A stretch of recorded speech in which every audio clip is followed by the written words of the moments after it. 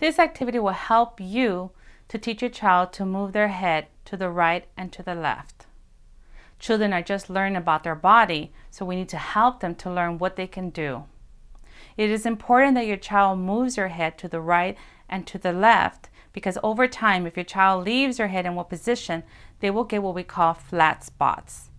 Your child can get an actual flat in their head, and that's because they keep their head in that position, for example, to the right, and so eventually they can get a flat spot there. A child's head is very soft and it will mold in the position that it stays in. You can hang activities a rattle like this one.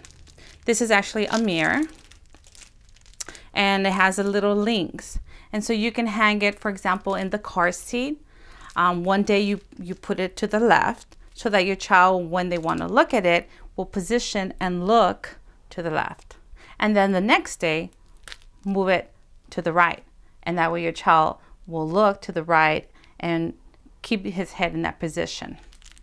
You can also, in their changing table, you can also hang a link if you have a mobile on the changing table. So every time you change your child will be entertained looking at the rattle or toy that you have hanging. And the same thing, one day you put it in the right side, and the next day switch it to the left side. Your child's gonna know and be expecting to see a toy on the changing table, but for example, Monday you put it to the right. So then the next day when you bring them for the first time to the changing table to change them, they're gonna look to the right, but it's not gonna be there. So you change it to, they're gonna look to the other side, and there it is. So these different activities, you can do it in the car seat, if you have a baby bouncer, in their crib, or on the changing table.